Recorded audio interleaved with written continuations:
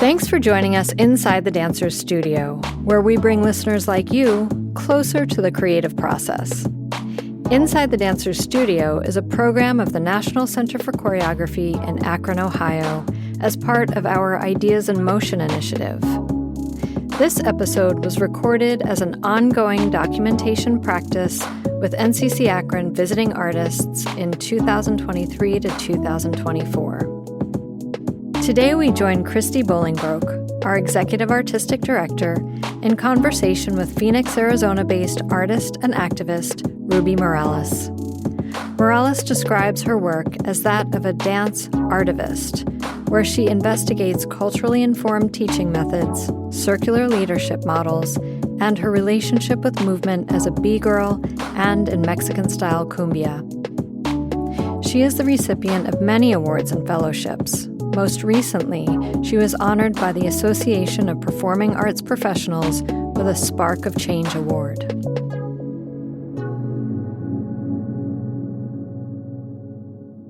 How did you choose to become a choreographer, or when did you know? I don't even know if it is a choice. Yeah. Recently, I've been saying that I choreographed my first piece when I was 3 with my mom, actually. Love that. I've been doing talent shows since I was like really, really little. And so I knew that we had choreographed. It was when I was living in Chicago, and I knew that it was to Mark Anthony's I Need to Know. Yes. And so I asked her, so what was it like to co-choreograph with your 3-year-old daughter?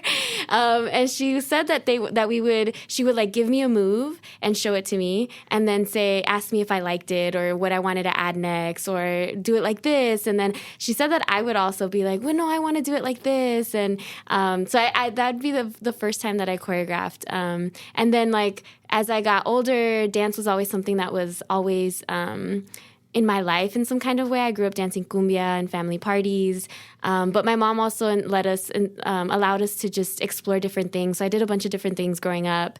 And then when I went to college, I was like, I like to say that like my ancestors planted a seed into my brain, or the wind hit me, or something happened where I was like, oh, I need to do dance for the rest of my life. So I chose dance to go to college. And then as I was in school, there was always inspiration to make my own work. And at ASU, they really encouraged us to choreograph and to make our own things in our own way.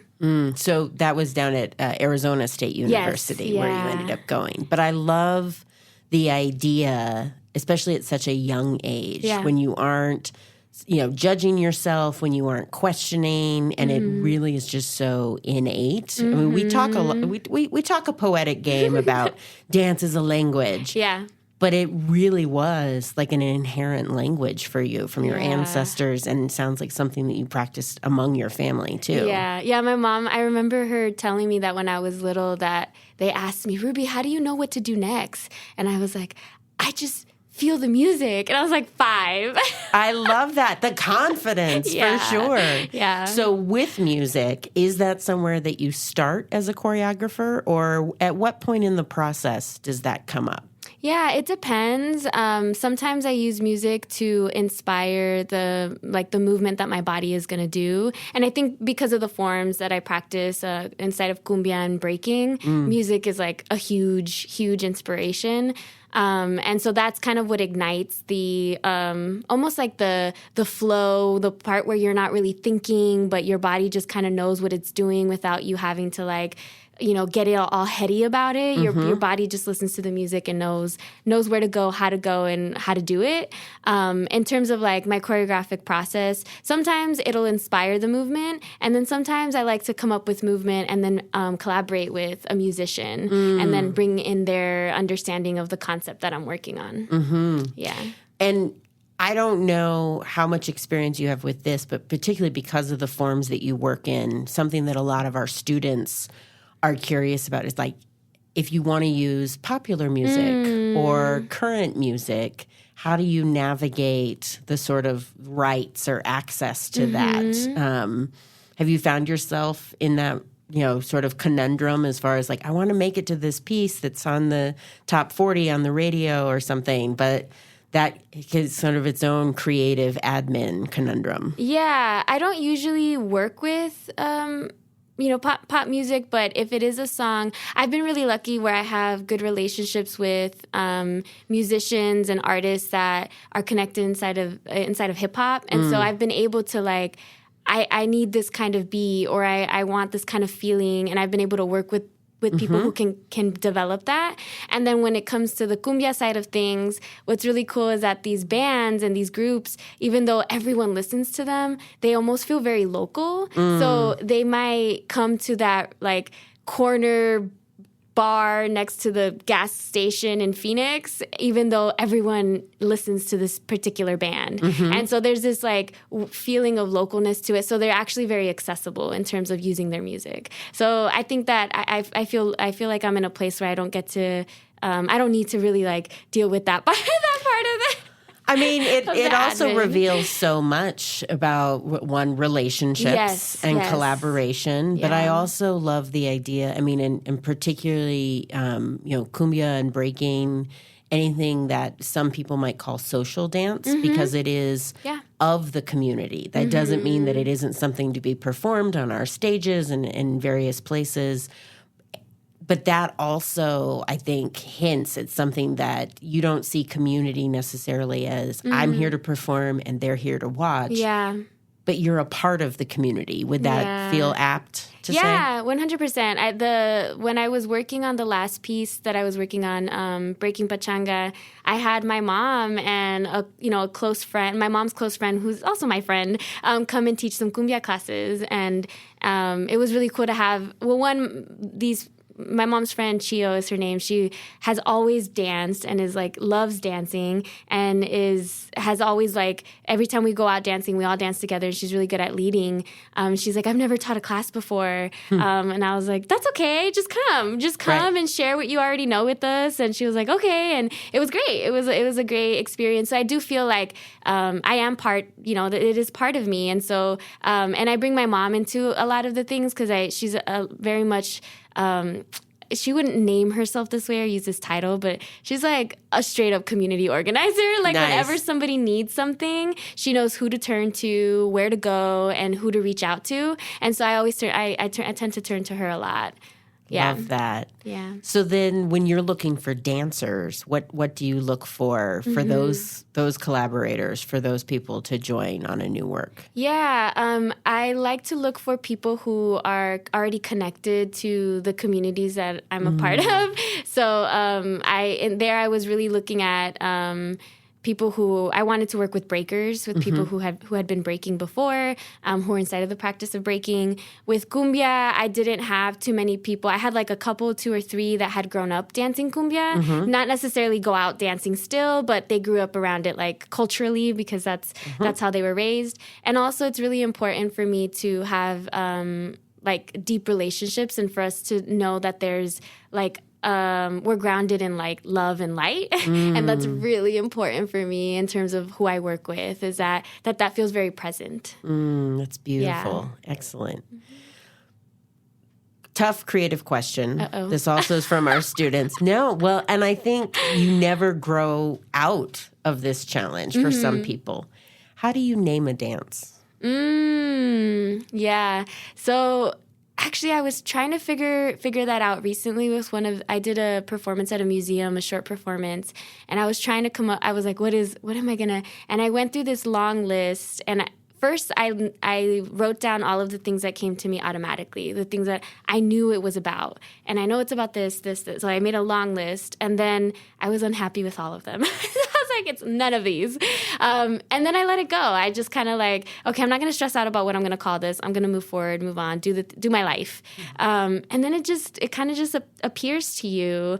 There was another piece too that I've been working with this piece that I'm like conceptualizing with it's a duet with my mom. I was also thinking like, what am I going to name this piece? And previous pieces, there was one that I did about my grandma that I called Por ti comimos, which is because of you we ate. And so that was the name of the piece. And I was like, okay, well now I'm working on this different piece with my mom, and I've been exploring this idea of dismantling patriarchy and what that looks like inside of our matriarch and passed like generation to generation. And then I was like, oh, it's not that because of her, you know, my brother A and my dad A, and, you know, no, it's because of her, us, the women, we ate. Like, that's why. And so then this piece now is called Por Nosotras Comemos, because of us in the femme form. Yes. We eat. And so kind of like flipping it.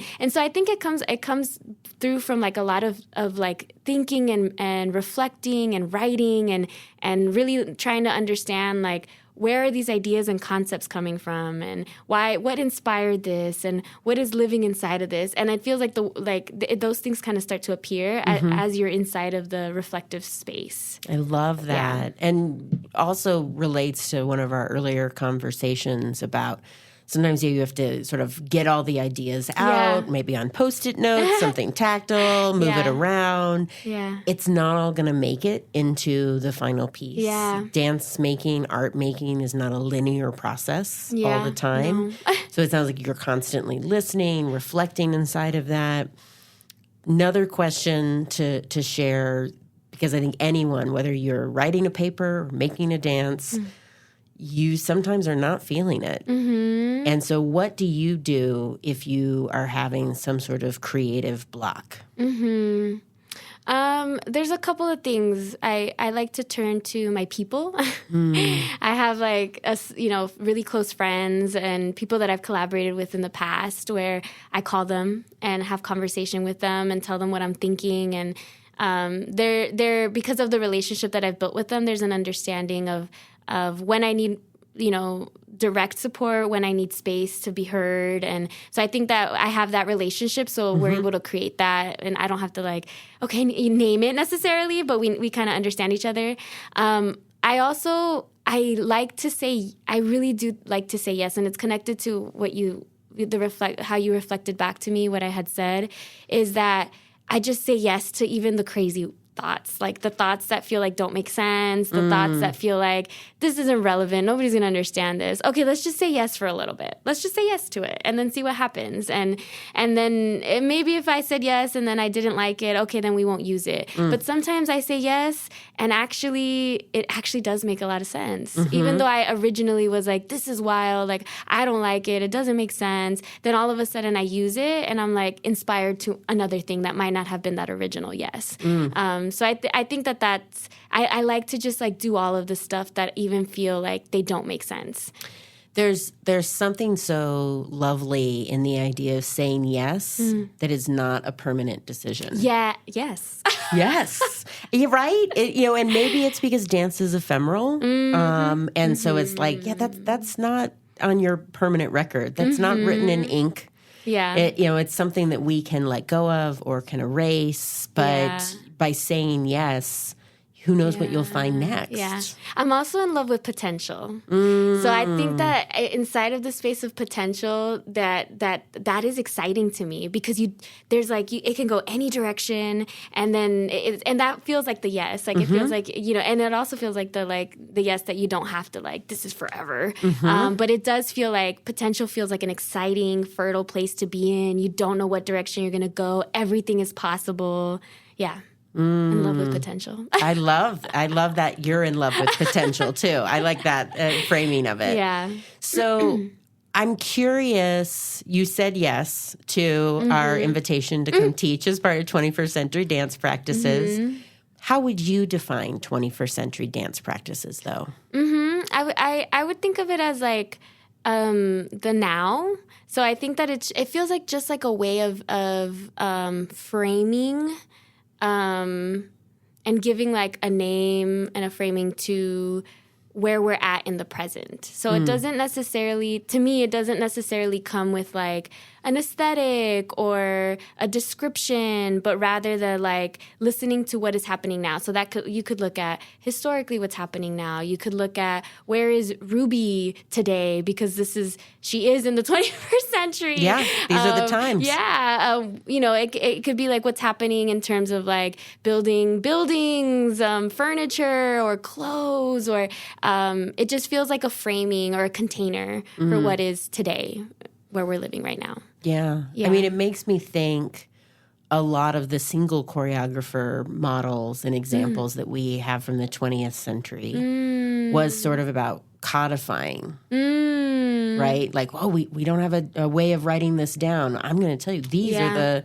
figure fours of Horton technique. Yeah. This is what we're going to be doing as far as pleadings in Graham. And that feels less relevant for today's dance makers. They aren't starting with a codified technique. They might be navigating that training and how much of that do they want to carry forward. Yeah. But they aren't necessarily beginning with, I want to make this mine. Yeah. And that feels like a shift of what it is to make dance today. I wonder also how long it took to name or describe that time period as that. Yes. Like, how long into it were they in it when they were like, oh, this is what we're doing in this time period? And so I wonder how long it'll take us, or is it happening now, or before we can say, oh, this is what really defined the 21st century. Yeah. I mean, or even thinking about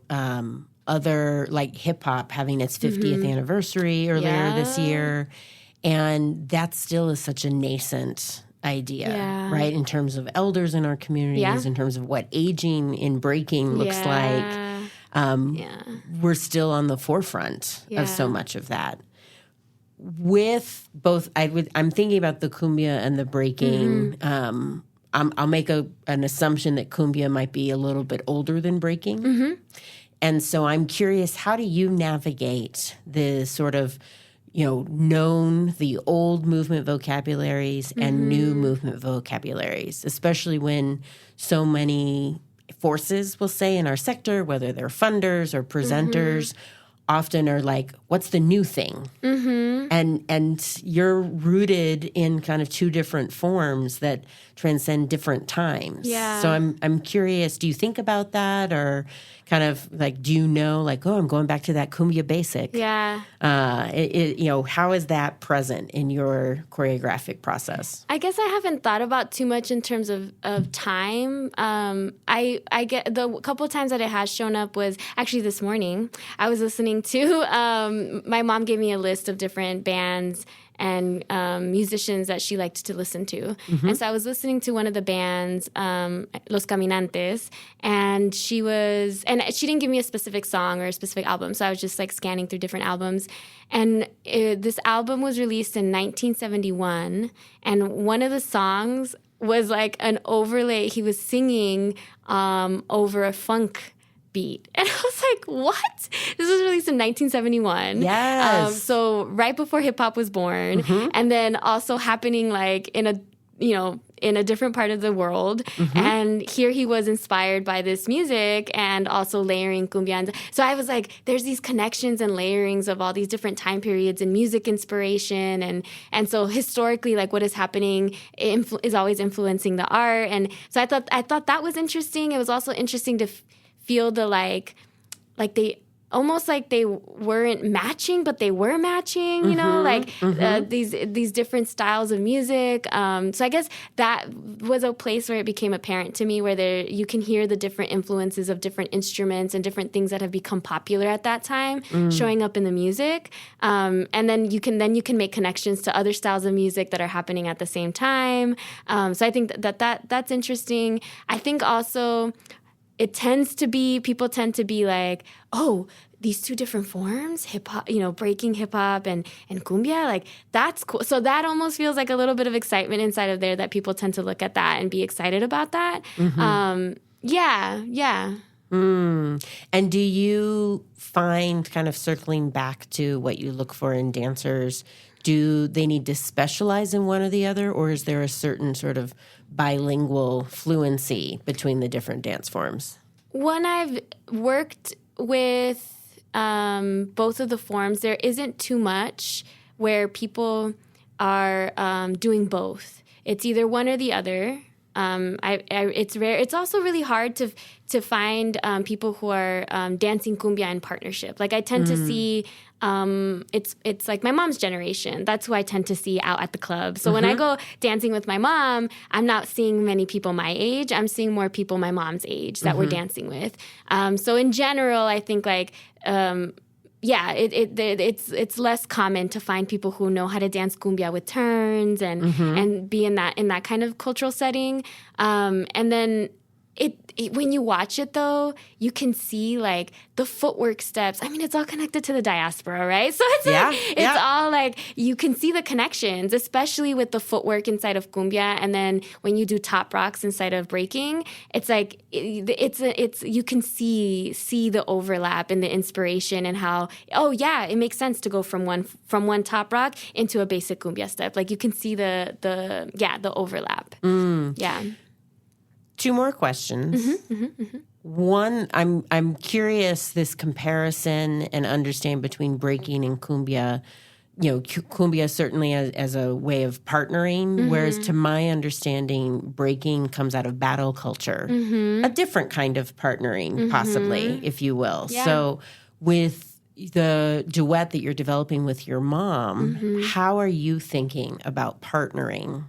Yeah, I've been, as of now, because I'm so super early in the process, I just kind of have little like blips of ideas or visions. And so I see there's this moments where she's doing the movement up top as standing and I'm doing movement down on the floor in the form of breaking. And so looking at maybe the steps inside of cumbia that are done standing and the footwork that's done in the floor in breaking and how these two you can see the similarities inside of them.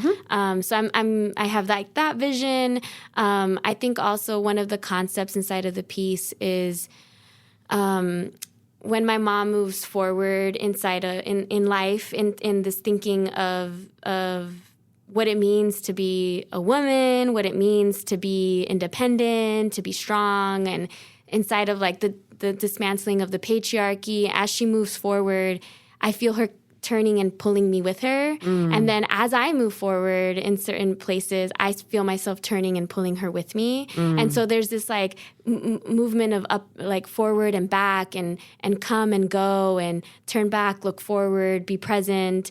And that feels connected to like these two forms. And I mean, actually now I'm even going back to one of your other questions of time. Feels connected to time and I love that. I mean, so much of it, because I think a lot of European forms, when it comes to partnering, it is about shapes. It is about, how is the man, framing the woman, certainly. But this idea that partnering is almost like a parallel play, too, to be able to highlight. And hearing you talk about it, some floor work focused forms, the floor is a partner. Yeah. That's something else that you're pushing off of and working with. Yeah. There's so much context inside of that. You're reminding me why I love dance, because it is everywhere. It is a metaphor. It is a lens, a filter for processing the world we live in.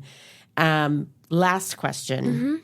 What is the best piece of advice you have ever received for building a creative life? And would you mind passing that along for us now? I feel like we're going to have to edit this because I'm going to think for a little bit. We encourage thinking. Can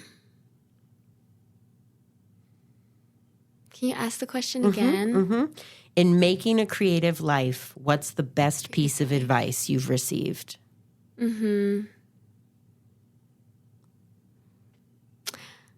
I would say that there is no like written path for how it's going to look, that and that can be stressful.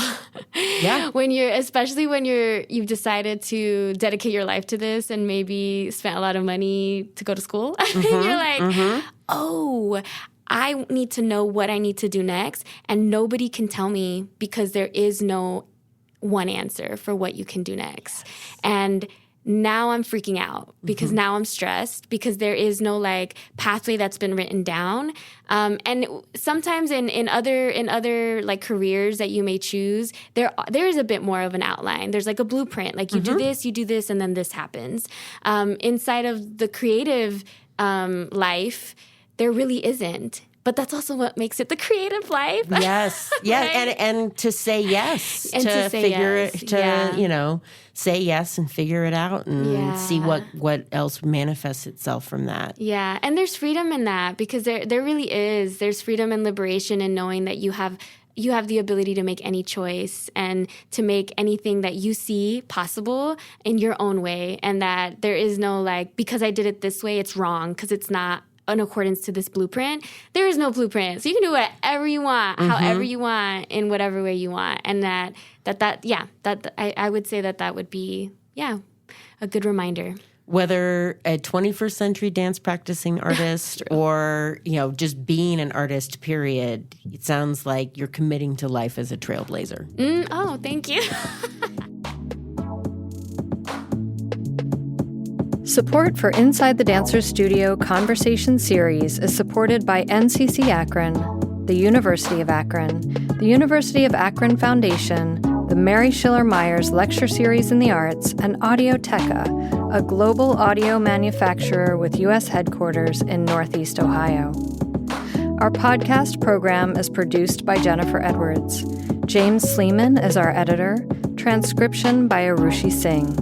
Theme music by Flaco Torres. Cover art by Micah Kraus. Special thanks to Laura Alicott, Sarah Durham, and Will Blake. To learn more about NCCAkron, please visit us online at nccakron.org and follow us on Instagram or Facebook at NCCAkron. We hope you enjoyed this episode, and we encourage you to subscribe on your favorite podcast streaming platform by searching for Inside the Dancers Studio. Thanks for listening, and stay curious.